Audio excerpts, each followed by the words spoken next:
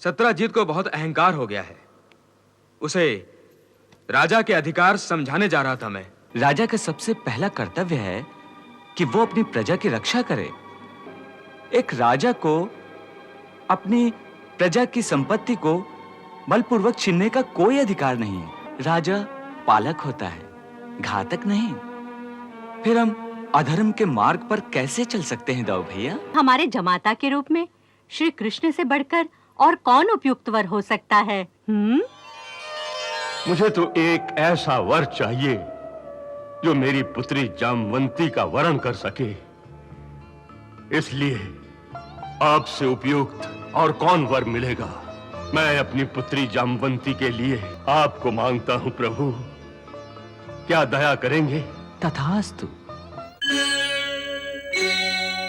यन्मण्डलं देवगणैः सुपूजितं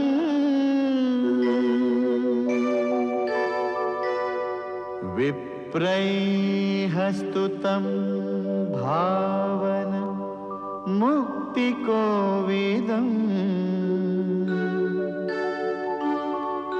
तं देवदेवं प्रणमामि सूर्यम् पुनातु मां तत्सवितुर्वरेण्यम्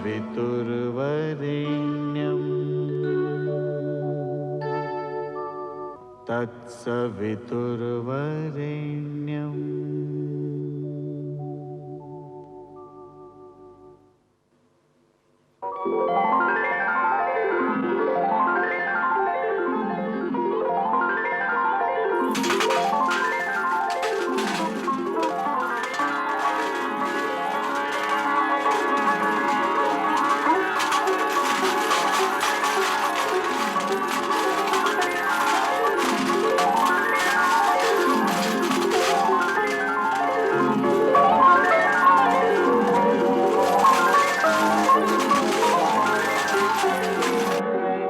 सत्राजीत तो इस समय सबसे धनवान हो रहा है। होगा क्यों नहीं, उसे समयंतक मणि जो प्राप्त हो चुकी है। सुना है कि वो मणि उसे प्रतिदिन 20 मन सोना देती है। हाँ, सुना तो मैंने भी ऐसा ही है। परंतु ये मणि उसे मिली कहां से? भूमि से। और कहां से? तो भूमि से मिली हुई संपत्ति पर किसी एक व्यक्ति का अधिकार होता है। आपका क्या मत है इसमें सात्विकी जी? मेरे मत से तो ये बात कोई ठीक नहीं है। एक आदमी ही उस मणि के वैभव का भोग करे, इसलिए सत्राजीत को ये मणि राजकोष में दे देनी चाहिए। राजकोष में क्यों दे देनी चाहिए? ये मणि तो सत्राजीत को उसकी अपनी भूमि से मिली है, जिस पर उसका पूरा अधिकार है। आपका क्या कहना है गुरु जी? केवल इतना कि द्वारिका राज्य के स्वामी द्वारिकाधीश हैं। उन्होंने ही इस राज्य का निर्माण किया है और वे ही यहाँ के जल, थल और आकाश के स्वामी हैं। इसलिए भूमि के नीचे की संपदा भी उन्हीं के अधिकार क्षेत्र की बात है। सात्विकी का भी यही कहना है। परंतु प्रजा भूमि से जो अन्न प्राप्त करती है, उस पर तो प्रजा का ही अधिकार होता है। उसे राजकोष में क्यों नहीं जमा कराया जाता? प्रजा का पालन और राज्य की सुरक्षा एक राजा का परम कर्तव्य होता है। इसलिए तो प्रजा जो अन्न उत्पन्न करती है, उसका कुछ अंश ही राजकोष में कर के रूप में जमा कराया जाता है।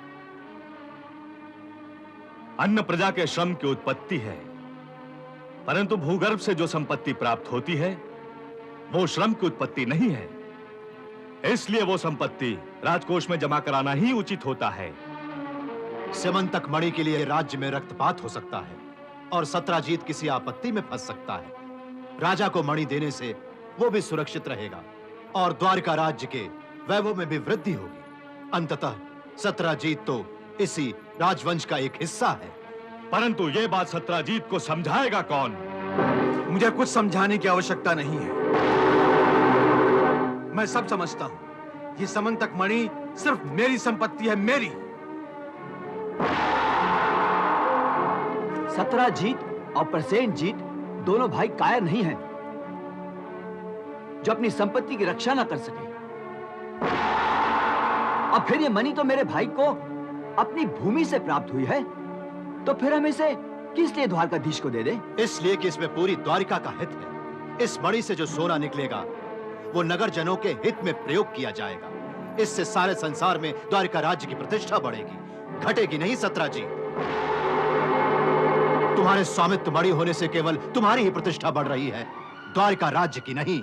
आप कुछ भी कर लें अक्रूर जी, मैं आप लोगों की चाल को अच्छी तरह से जानता हूं। मेरे भाई को बहला फुसलाकर किसी न किसी तरह से द्वारकाधीश इस मणि को हत्या लेना चाहते हैं, और उन्होंने अपना दूत बनाकर आप लोगों को भेजा है।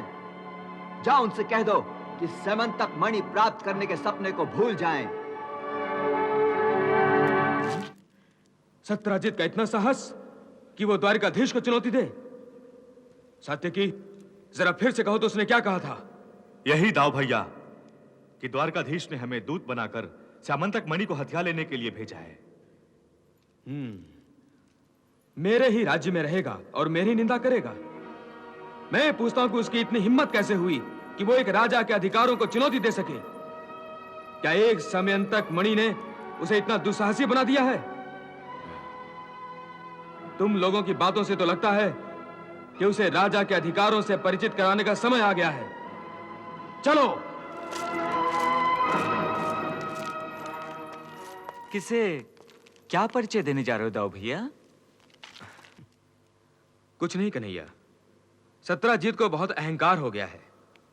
उसे राजा के अधिकार समझाने जा रहा था मैं। किस लिए? इसलिए कन्हैया कि एक सैमंतक मणि के कारण वो स्वयं को द्वारिकाधीश से बढ़कर समझने लगा है। वासुदेव, हम लोग भी सत्राजीत को यही समझाने गए थे कि वो मणि द्वारिकाधीश के योग्य है, इसलिए वो मणि राजा को भेंट कर दे, परंतु उसने हमारी बात का निरादर कर दिया। हाँ, और वो उसे अपनी निजी संपत्ति मान बैठा है। और इसलिए कन्हैया मैं उसे स्वयं हस्तगत करने जा रहा हूं। क्या बलपूर्वक दाऊ भैया? हाँ कन्हैया, जब बहुत समझाने पर भी कोई ना माने तो बल का प्रयोग न्याय संगत है। क्या ये एक राजा के अधिकार का दुरुपयोग नहीं होगा दाऊ भैया? दुरुपयोग? क्यों? क्योंकि राजा का सबसे पहला कर्तव्य है कि वो अपनी प्रजा की रक्षा करे, उसका पुत्रवत पालन करे, अपनी प्रजा की संपत्ति और उसके वैभव को सुरक्षित रखे। एक राजा को अपनी प्रजा की संपत्ति को बलपूर्वक छीनने का कोई अधिकार नहीं है। यदि राजवंशी अत्याचारी हो जाएगा तो एक राजा और दस्यु में क्या अंतर रह जाएगा? धर्म के अनुसार राजा पालक होता है, घातक नहीं। फिर हम अधर्म के मार्ग पर कैसे चल सकते हैं दाऊ भैया? तो क्या स्यामंतक मणि उसकी निजी संपत्ति हो गई है? निश्चय ही, वो सत्यजीत की संपत्ति है। उसे उसी के अधिकार में रहने देना चाहिए। वो हमारी संपत्ति कदापि नहीं, अक्रूर जी। तुम कोई चिंता मत करना सत्यजीत, ये मणि मेरे पास सुरक्षित रहेगी। अगर इसे मैं तुम्हारे पास छोड़ जाऊंगा तो कोई इसे तुम्हें बहला फुसलाकर द्वारकाधीश को देने के लिए बाध्य करेगा। मैं शिकार से लौटकर इसे तुम्हें वापस कर दूंगा। ठीक है भैया, मैं तुम्हारी प्रतीक्षा करूंगा।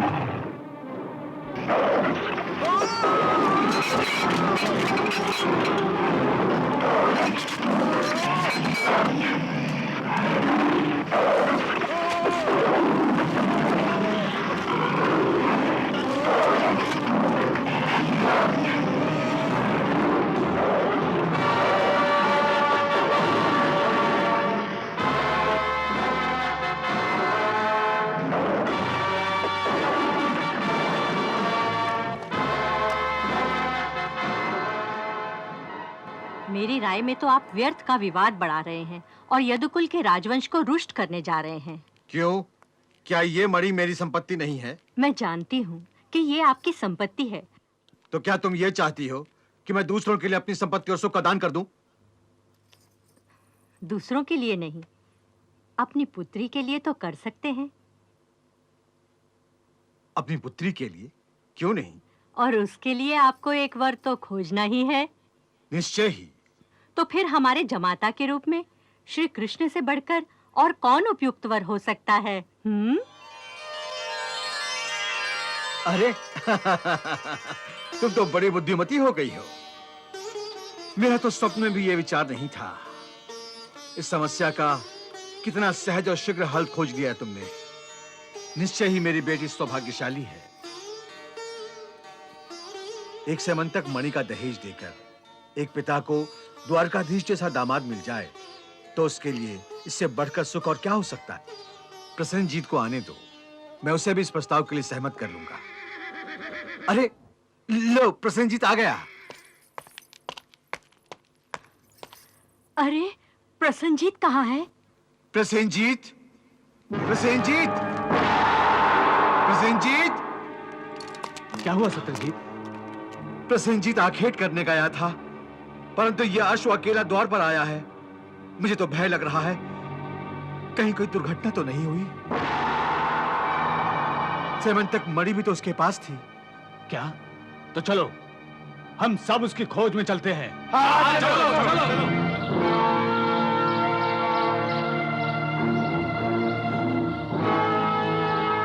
अरे ये तो प्रसेनजीत का धनुष है।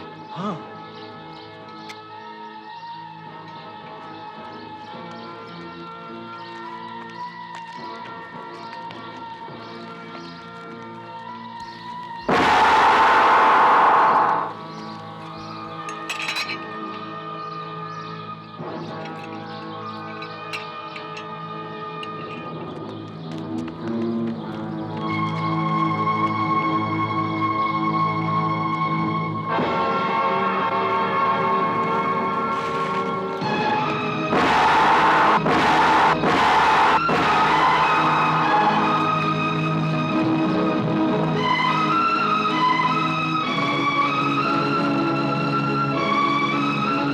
फटा हुआ कपड़ा, रक्त के धब्बे, ये तो प्रसेनजीत का कुर्ता है।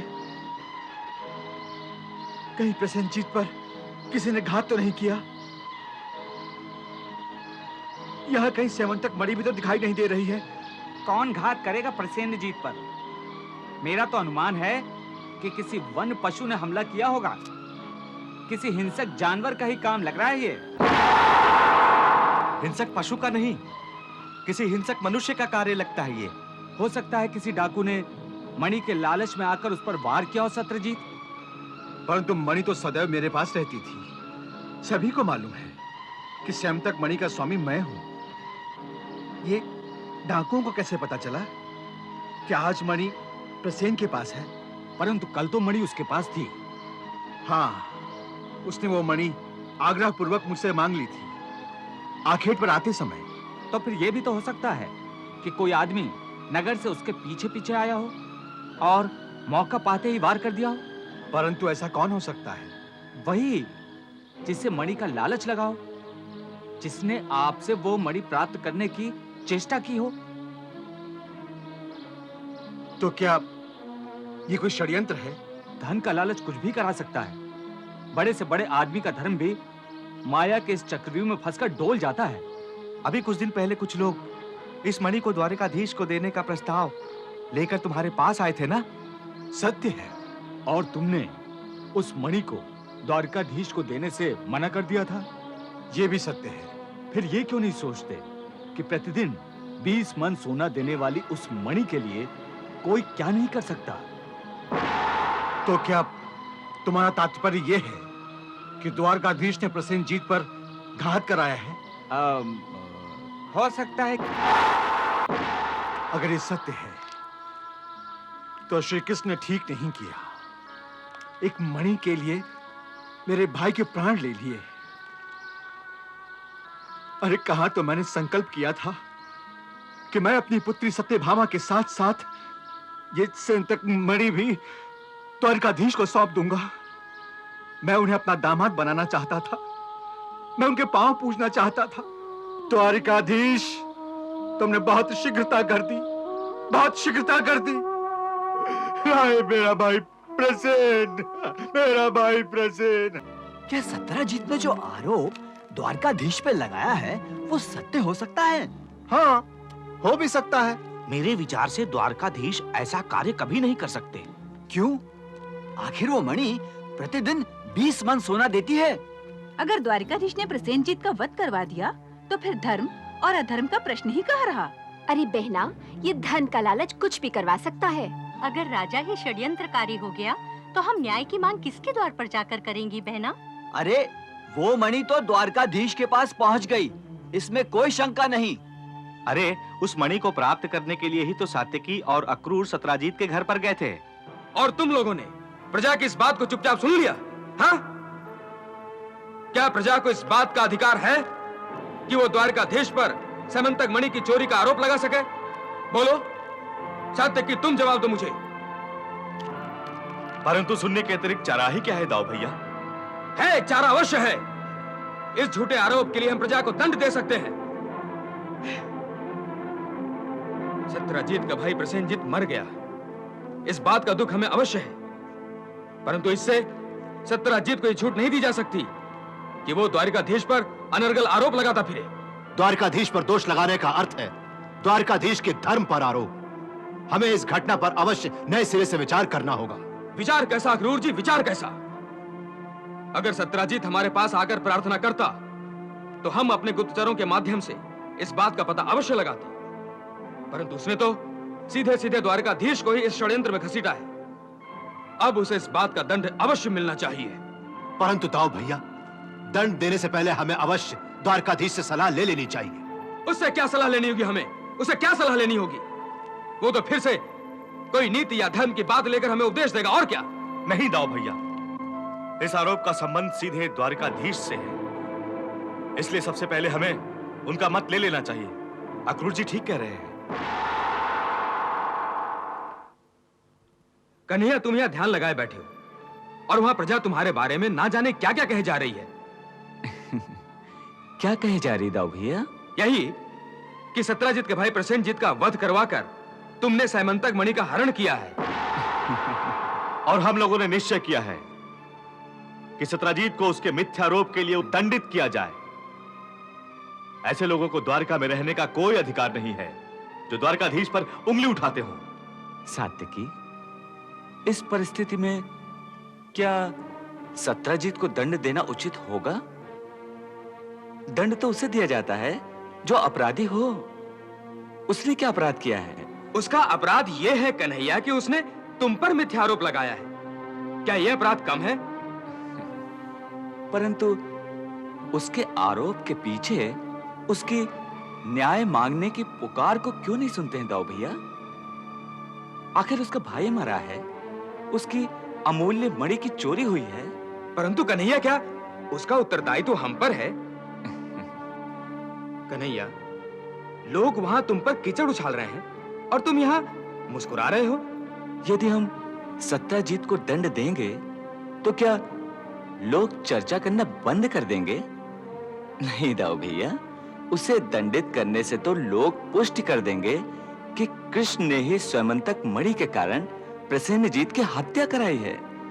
दंड देने से तो उसका आरोप और प्रबल हो जाएगा।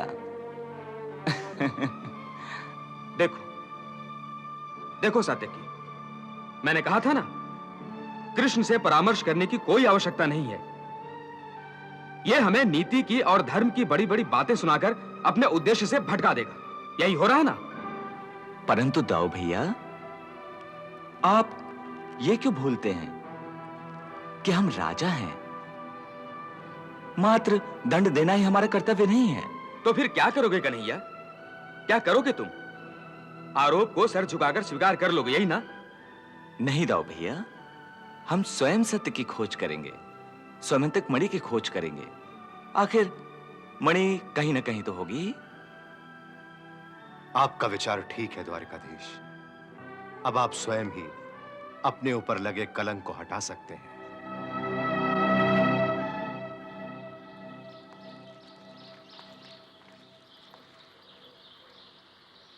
यहीं पर प्रसेनजीत का धनुष मिला था। और यहां उसका तरकश मिला था। और वहां उसकी पगड़ी मिली थी।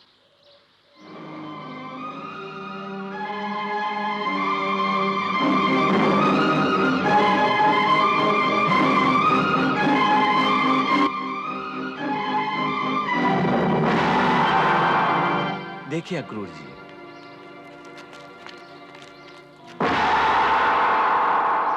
शेर के पंजों के निशान।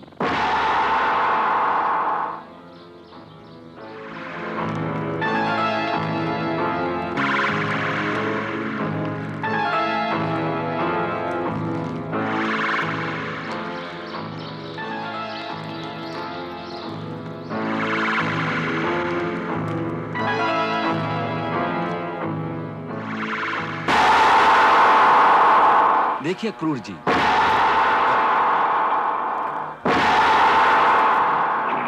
निश्चय ही प्रसेनजीत को किसी सिंह ने खा लिया होगा।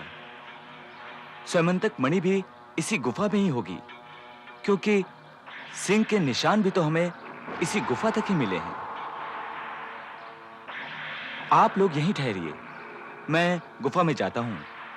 सत्य को उजागर करने के लिए यह आवश्यक है। द्वारिकाधीश जी, मेरी आपसे विनती है कि आप इस भयानक और अंधेरी गुफा में मत जाइए आप।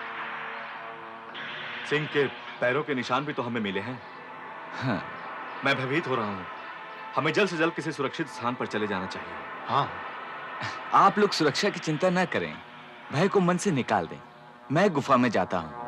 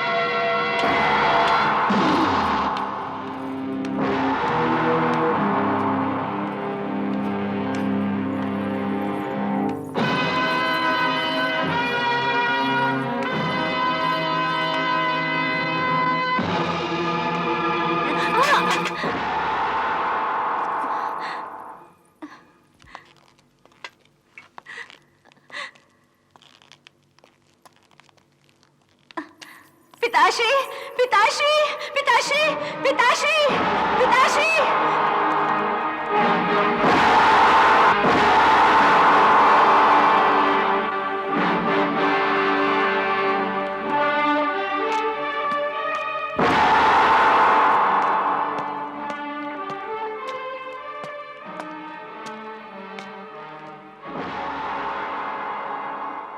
कौन हो तुम? यहां किस लिए आए हो? मैं हूं देवकी पुत्र कृष्ण, और मैं इस मणि की खोज में आया हूं। कौन कृष्ण? तुम्हारी भलाई इसी में है कि तुम अभी और इसी क्षण यहां से लौट जाओ यहां से। ये मणि तुम्हारी नहीं है। परंतु ये जिसकी है उसी को लौटानी है, इसलिए तो आया हूं। परंतु इसे तो मैंने सिंह को मारकर प्राप्त किया है। तुम्हारा इस पर क्या अधिकार?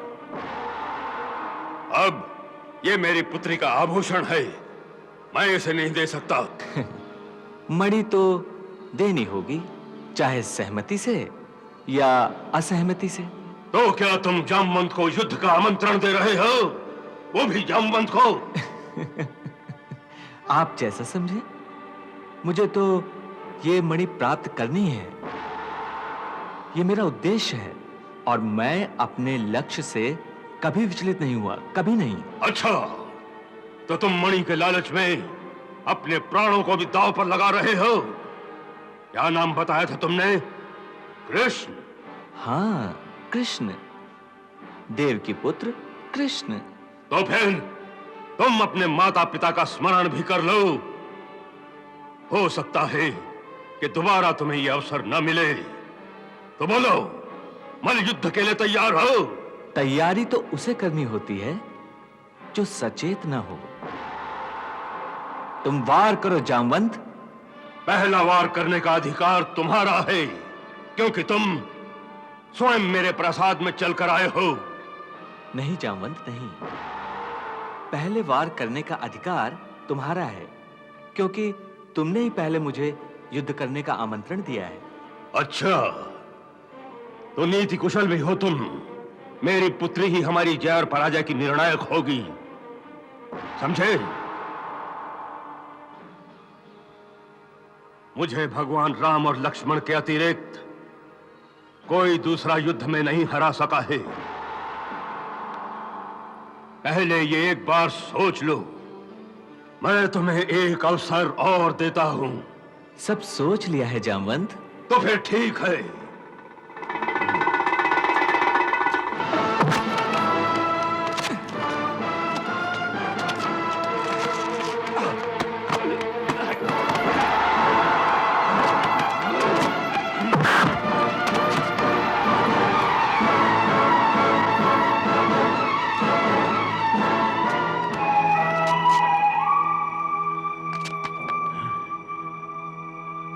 सच बताओ कि कौन हो तुम? कह तो दिया, देव की पुत्र कृष्ण। परंतु मुझसे तो कुछ और ही कहा था। किसने? क्या कहा था? दाशरथी भगवान राम ने मुझसे त्रेता युग में कहा था कि मेरी प्रतीक्षा करना।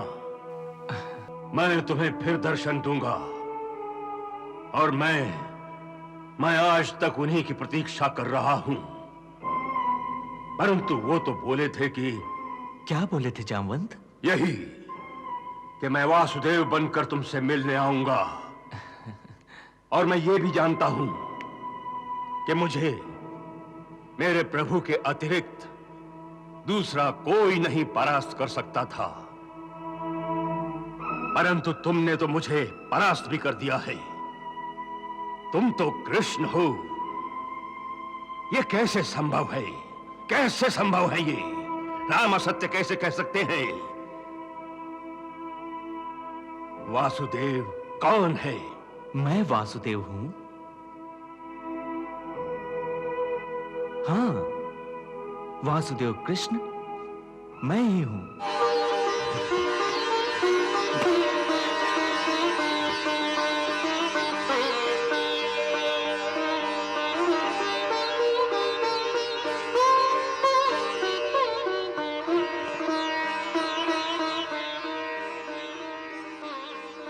प्रभु, कितनी प्रतीक्षा कराई आपने।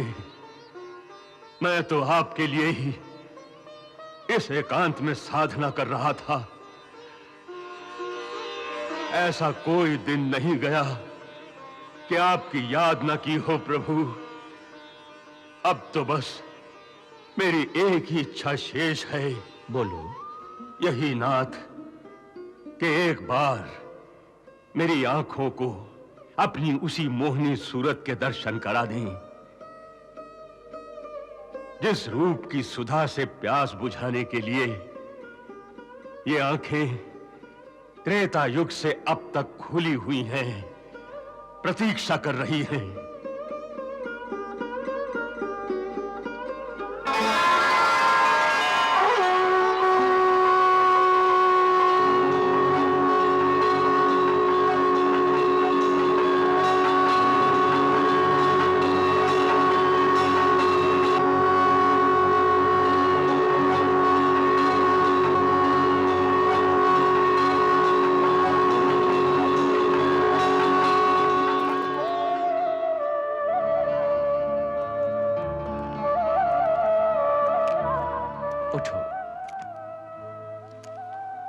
उठो जामवंत, तुम्हारी साधना पूरी हुई। वर मांगो। प्रभु, जिन आंखों में आपके रूप का अमृत बसा हो, उन आंखों को अब किसी वर की आवश्यकता नहीं रही। मुझे वर नहीं चाहिए, मुझे तो एक ऐसा वर चाहिए जो मेरी पुत्री जामवंती का वरण कर सके। इसलिए आपसे उपयुक्त और कौन वर मिलेगा? मैं अपनी पुत्री जामवंती के लिए आपको मांगता हूं प्रभु। क्या दया करेंगे, क्या दया करेंगे प्रभु?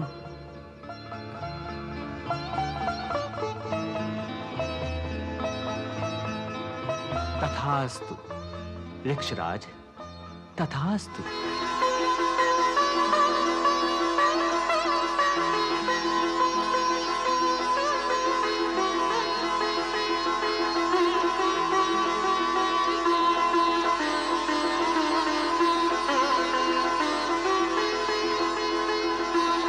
प्रभु, इसे भी स्वीकार कीजिए।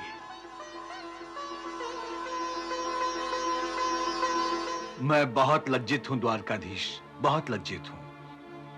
लज्जित? क्यों? इसलिए कि मैंने आप जैसे धर्म के अवतार पर मिथ्यारोप लगाया। तुम चिंता न करो सत्यजीत। तुम यदि ऐसा न करते तो मुझे जामवंती कैसे प्राप्त होती? अब तुम इस स्वयंतक मणि को लो, परंतु अब इसे संभाल कर रखना, समझे ना? अब इस मणि का स्वामी मैं नहीं रह गया। यह हम जैसे लोगों के धारण करने योग्य नहीं है। इसकी शोभा आप जैसे महान शूरवीर के साथ है। आज से इसके स्वामी आप हैं। मैं इस प्रार्थना को आप स्वीकार कर लेंगे तो मैं अपने आप को कृतार्थ समझूंगा। मेरे हृदय का बोझ उतर जाएगा। जिस वस्तु के कारण मुझे चोरी का मिथ्या आरोप लगा था, यदि मैं उसे अपने पास रख लूं, तो द्वारिकावासी न जाने कौन सा अनुमान लगा लेंगे। इसलिए सहर्ष मैं इसे आपको वापस सौंपने आया हूं। और मैं सहर्ष अपने पूरे परिवार की सहमति के साथ इसे द्वारकाधीश को भेंट करती हूँ। मेरी बात तो नहीं ठुकराएंगे आप? और इस मणि के साथ हम सबने ये संकल्प किया है द्वारकाधीश कि आप मेरे हृदय की मणि, मेरी पुत्री सत्यभामा को भी स्वीकार करें।